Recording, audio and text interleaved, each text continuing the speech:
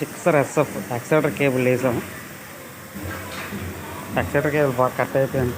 Accelerator open చేసి cable ఇవి ఉన్నాయి కదా, 2 కేబుల్ కొత్త వేసాం.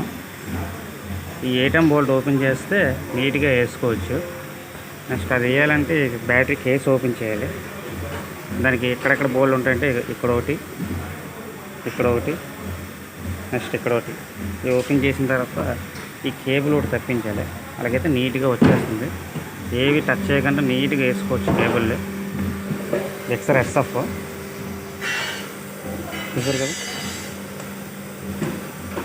కేబుల్ కొత్త ఓల్డ్ కేబుల్ కట్ అయిపోయి చూసారు. ఓల్డ్ కేబుల్ కట్ అయిపోయి వాటి నెంబర్లో ఇది 1, ఇది రేట్ కూడా దాని మీద చూసారు కదా, ఇది 2. Okay, thank you.